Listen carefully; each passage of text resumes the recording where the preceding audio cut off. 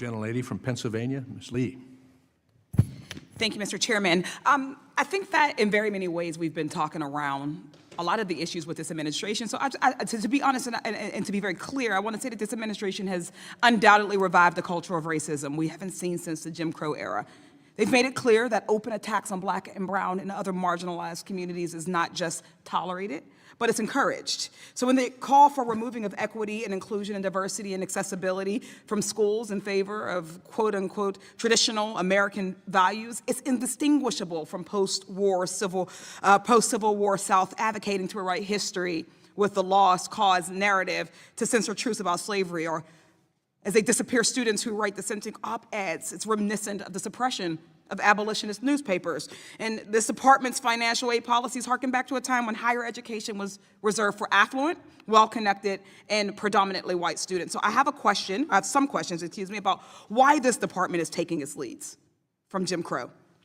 Secretary McMahon, you've claimed that you want to drastically reduce the already very small federal role in education, and also that you will not cut Title I-A funding. That is still your position, correct? Correct. Thank you. I'd like a yes or no answer. Do you believe your April 3rd attempt to revoke Title I-A funding from states unless they signed a certification of compliance with your political viewpoint was consistent with giving states more control over education?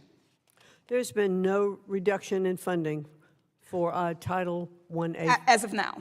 There has not been yet. But again, right. And it is not going forward in the budget. So you believe that okay.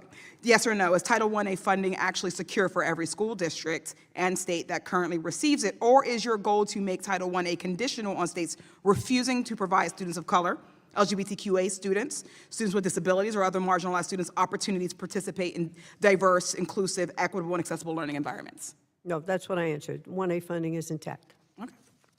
So let's talk about so-called illegal DEI, as you all have called it, a phrase you've continually bring up, that I'm still unclear on, especially after 3 federal judges have preliminarily ruled that your illegal DEI guidance is likely unconstitutional and unenforceable, illegal, as it were. Secretary McMahon, during your confirmation hearing, you were asked by Senator Chris Murphy if an African-American history class violated the administration's position on diversity, equity, and inclusion. You said you'd like to look into it. You've been on the job for a few months now. Have you been able to look into it?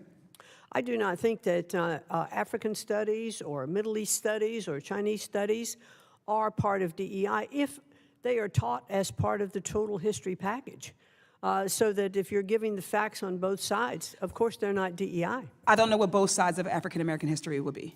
Well, if African-American history is part of certainly, but what we recognize throughout throughout education is that a course is only 1 year or 1 semester. It would be impossible to teach African history and say European history at the same time. Do you not agree that it makes sense that there would be separate courses for these courses of study? It has happened throughout history. We're able to do it not just in history courses. We're able to do it with different types of literature courses or different types of music courses. One wouldn't learn about Baroque music and necessarily have to also learn about African drumming at the same time, right? We can separate those courses. Yes, we can. And I think just as we teach U.S. history as a separate course. Certainly. So you do not agree. So you do agree that African-American cultures and African history should not be eliminated from courses, particularly AP African history?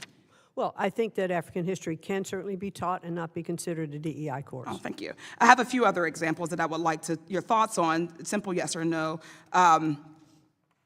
If this is a legal DEI, an example, would you say that it would be an illegal DEI for a lesson plan on the Tulsa Race Massacre? I'd have to get back to you on that. Do you know what the Tulsa Race Massacre is? I'd like to look into it more and get back to you on it. Okay, so I look forward to that. How about the book Through My Eyes by Ruby Bridges, for instance? I haven't read that. Have you learned about Ruby Bridges? If you have specific examples you'd like that was a specific example. I'll be very happy. It was an incredibly specific example.